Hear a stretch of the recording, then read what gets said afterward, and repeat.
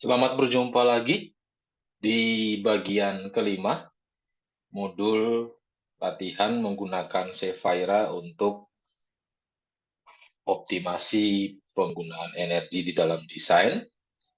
Bagian kelima kita akan masuk ke bagaimana cara menghitung beban AC. Setelah kita melakukan studi untuk mengoptimalkan pembebanan cooling ataupun mungkin lighting ataupun mungkin heating di dalam bangunan. Sekarang kita masuk pada yang paling penting pertama, yaitu final akhirnya adalah kemudian bagaimana kita bisa menghitung seberapa besar beban AC yang harus ditanggung yang nanti akan berdampak pada sistem yang akan kita pilih untuk AV-AC-nya.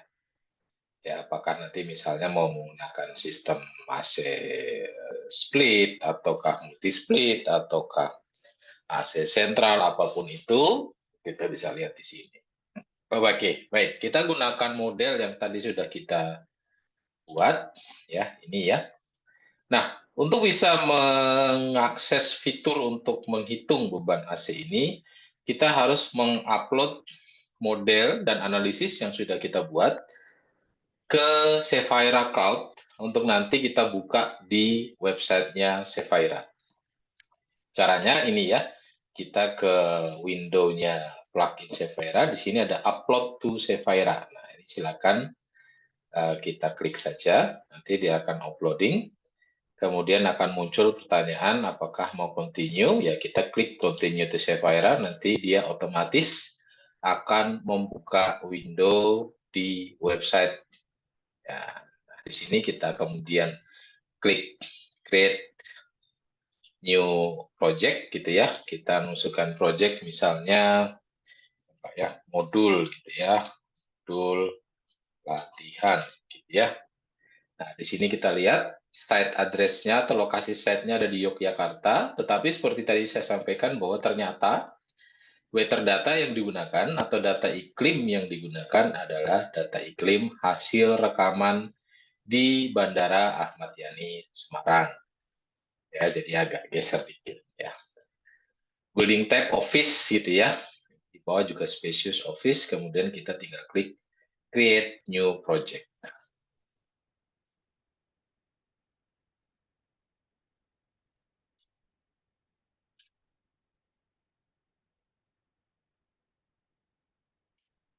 Kita tunggu sebentar. Nah, ketika sudah create new object, kemudian dia akan langsung melakukan simulasi. Sebenarnya yang dilakukan juga sama dengan yang di plugin tadi, tetapi bedanya di plugin itu pada saat kita menggunakan yang di SketchUp ya, plugin di SketchUp, di sini lebih membantu kita untuk kemudian menghasilkan desain yang secara konsumsi energi atau pertukaran energi kalor ya antara dalam dengan luar atau luar ke dalam itu lebih lebih baik gitu ya dengan patokan tadi kita melihat pada energy use intensity-nya ya. Misalnya desain existing energy use tadi kita sampai 240 misalnya sampai 250 kilowatt per meter persegi period. Kita kemudian melakukan optimasi-optimasi yang kemudian bisa turun sampai pol mentoknya berapa gitu ya. Mentoknya di angka berapa. Setelah pertimbangan macam-macam. Di situ kan kita akan banyak diskusi ya. Kita juga akan diskusi dengan owner, kita akan diskusi juga dengan ahli struktur misalnya ya. Misalnya ini Pak, kalau saya tambahin ini kira-kira nanti gimana ya? Bahkan sampai misalnya sampai pada orang estimator, estimator RAB-nya. Misalnya tadi ya kita menambah insulasi di atap dengan tebal rokul sampai 5 cm misalnya. Terus setelah diestimasi dihitung, wah ini kok anggarannya bengkaknya jauh sekali ya. Bisa nggak kalau insulasinya hanya pakai tebal 1 inci saja atau 2,5 cm saja misalnya seperti itu. Jadi akan ada negosiasi-negosiasi dengan pihak-pihak lain yang terlibat dalam proses desain dan kemudian akan muncul final design gitu ya. Final design ini akan kita kemudian ekspor ke Zephyra untuk nanti kita coba untuk lihat di sana. Nah, di sini ada lebih banyak hal lagi ya, tetapi saya hanya minta teman-teman fokus ke beberapa hal saja, ya tidak harus dilihat semua karena ini cukup complicated ya. Yang pertama, teman-teman fokus yang di bagian atas ini saja ya. Nah, ini yang pertama di sini, fokus di sini. Jadi di sini kita punya baseline konsep atau project yang tadi sudah kita upload dari SketchUp. Ya, ada baseline konsep dengan luas lantai sekitar 25 meter persegi. Kemudian yang kedua, di sebelah kanannya, sistem HVAC apa yang mau kita pakai? Di sini ada banyak pilihan ya. Ada sistem overhead all air system, ada DOA system, ada underfloor system, macam-macam ya. Di dalamnya juga masih ada dibagi lagi macam-macam ya. Ada VAV yang return air package, center plan ya, macam-macam. Nah, misalnya yang sekarang kita simpel aja karena ini ruangannya hanya sekitar 25 meter persegi. Kita misalnya mau pakai yang split system, DOAS yang split system saja. Simpel ya. Kita klik ini ya. Kemudian kita di sini mau lihat, jadi di sini ini angka yang menunjukkan nilai apa? Menunjukkan nilai ini ya. Nah, ini pilihan-pilihannya. Kita klik di atas sini ya. Nah, kita klik di atas sini, nanti ada pilihannya. Kamu mau menunjukkan angka apa di bawah sini, gitu ya. Ceritanya seperti itu ya. Misalnya di sini saya klik, saya pengen lihat total peak cooling coil load. Ini yang nanti akan menjadi beban AC kita. Total total peak cooling load. Kita klik ya. Nah, kemudian di sebelahnya saya pengen lihat ini ya.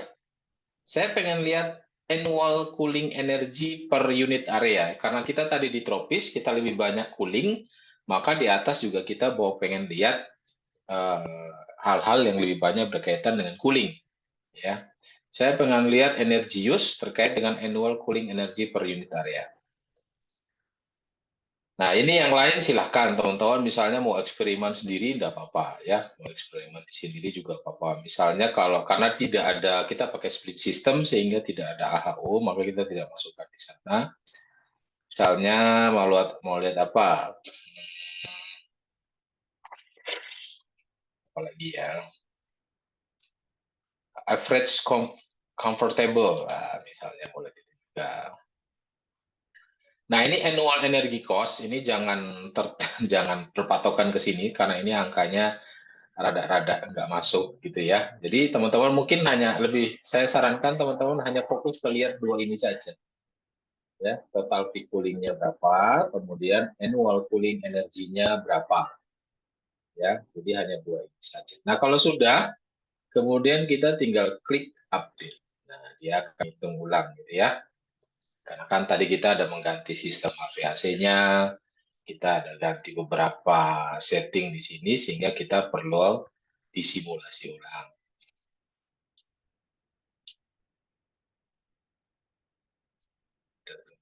Oke, ini sudah muncul ya. Total peak cooling-nya adalah 4,2 kW. Kemudian annual cooling energinya adalah 92 kWh per meter persegi per year. Nah, bagaimana untuk bisa tahu beban AC-nya? Kalau teman-teman kan yang paling familiar kan PK ya. Berapa PK AC-nya begitu ya. Meskipun kalau pada bangunan-bangunan besar, itu beban AC tidak dihitung lagi dengan PK, tetapi dihitung dengan satuan ton refrigeran. Ya, dihitung dengan satuan ton refrigeran. Nah, misalnya karena di sini kita bangunannya kecil, hanya 25 meter persegi dengan tinggi 3 meter, maka kita akan lebih mudah mengkonversinya ke PK saja, karena lebih mudah mencarinya ya. Jadi ini bebannya total peak cooling-nya 4,2 kW. Nah, kita tinggal konversi. Konversinya apa? Kita konversi dari kilowatt ke BTU hour. BTU itu British Thermal Unit ya per hour. Nanti dari situ baru konversi ke PK. Ya, jadi tadi kalau 4,2 kita konversi dapatlah angkanya 14.331. Ya, kita bulatkan saja ya. 14.331 BTU per hour. Nah, angka ini kemudian kalau kita mau konversikan ke PK bagaimana? Konversinya adalah dibagi 9.000. Ya, saya ulangi. Konversi dari BTU per hour ke PK itu adalah dibagi 9.000. Jadi kalau ini angkanya adalah 14.331, kita bagi dengan 9.000, maka AC-nya itu adalah 1,959 PK. Berarti kita harus pakai beli AC yang mana? Kita bisa saja beli AC 1 unit dengan kekuatan 1,5 PK. Ya, meskipun kurang dikit ya, karena ada 0,09 ya. Atau mungkin kita bisa beli AC 2 unit yang 1 PK, yang satunya 3/4 PK. Ya, 3/4 PK kan berarti 0,75 ya. 0,75 PK gitu, 3/4. Nah, ini cara konversi dari data yang kita dapatkan, ya, data yang kita dapatkan di sini, total peak coolingnya untuk sampai menjadi ke PK, ya, beban AC dalam satuan PK. Ya. Jadi dari sini kita konversi dulu ke BTU per hour, dari BTU per hour kemudian kita konversi menjadi PK. Nah, kita cross check. Oh, ini luasnya luas bangunannya hanya sekitar 25 meter persegi ya. 1,5 sampai 1,3/4 PK masih make sense ya. Kalau nggak make sense itu adalah 25 meter persegi terus AC-nya hanya 1 PK. Nah, itu nggak make sense ya untuk di Indonesia. Atau mungkin 25 meter persegi AC-nya 5 PK. Nah, itu nggak make sense juga ya. Ini masih masuk akal. Nah, ini ya. Nah, kalau kalian teman-teman lihat di web ini, kemudian di bawah juga sebenarnya teman-teman bisa eksperimen juga ya. Jadi di sini teman-teman bisa eksperimen ya. Teman-teman bisa eksperimen misalnya mau ganti U value-nya, grazing U value-nya, mau ganti SHGC-nya, mau ganti U value wall-nya ya. Atau bahkan misalnya mau ganti orientasi bangunannya juga bisa ya. Ini ya. Misalnya mau ganti orientasi bangunannya, itu juga bisa juga ya. Bisa juga ya. Roof glazing kalau ada ya. Roofnya berapa, U value-nya, kita bisa otak-atik di sini juga ya. Kita bisa gonta-ganti di sini juga. Misalnya, gimana sih misalnya caranya?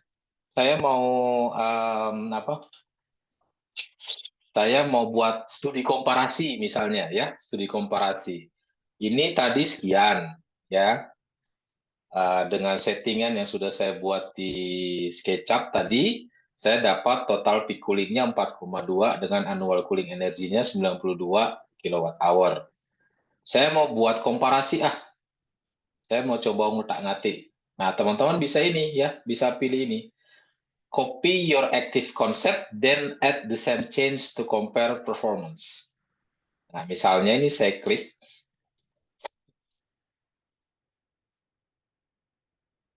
Saya klik gitu ya. Nah, ini ya. Yang tadi, yang pertama dia simpen ya. Dia sudah simpen nih yang pertama. Ya. Baseline konsepnya 4,292. Ya. Kita coba mengganti misalnya saya mau putar deh orientasinya jadi 45 derajat. Nah, misalnya seperti itu ya. Kemudian saya juga misalnya mau ganti apa tadi ya? Misalnya saya mau ganti wall deh. Kita coba-coba aja ya. Misalnya wall-nya jadi 0,3 di value-nya. Kita ganti ya. Kemudian SAGC-nya juga saya mau ganti jadi 0,23. Kecil gitu ya. U value untuk kacanya saya juga ganti jadi 1,5 misalnya. Nah, setelah saya ganti, ini ya, saya bisa update. Di sini ya, kita klik update. Untuk melihat perubahannya seperti apa toh dari yang konsep yang pertama tadi ya, baseline konsep tadi.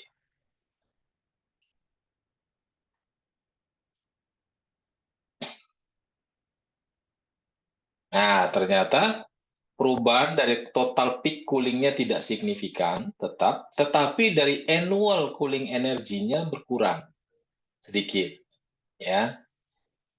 Ya, jadi ini perbedaannya di sana. Ya, jadi peak coolingnya tetap, peak cooling itu akan menentukan berapa besar AC yang kita butuhkan, tapi annual cooling itu tergantung dari beban panas yang harus didinginkan oleh si AC. Nah, berarti di sini AC-nya akan sama, tetapi di yang clone of baseline ini AC-nya tuh kerjanya sedikit lebih ringan dibandingkan dengan yang baseline konsep.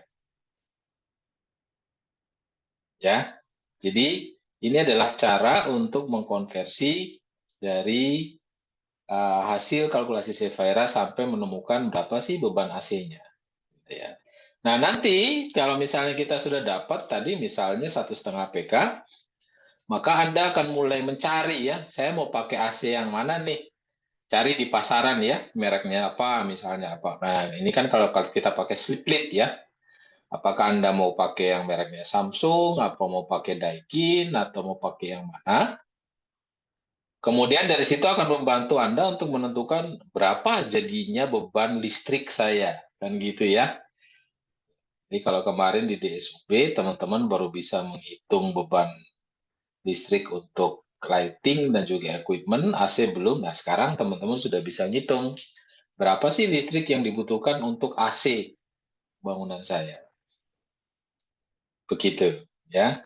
Nah, di sini teman-teman juga bisa ngotak-ngatik banyak hal. Silakan nanti bisa dicoba-coba saja, ya. Misalnya di sini ada shading, ya. Ada shading, kita mau pakai apa nih? Horizontal shading kah? Vertical shading? Atau apa, gitu ya. Ini bisa dicoba-coba, ya. Shading, gitu ya. Ini apa? Skalatis terhadap window-nya, ya. Jadi kalau di sini misalnya kita klik horizontal shading, maka semua jendela otomatis akan punya shading secara horizontal.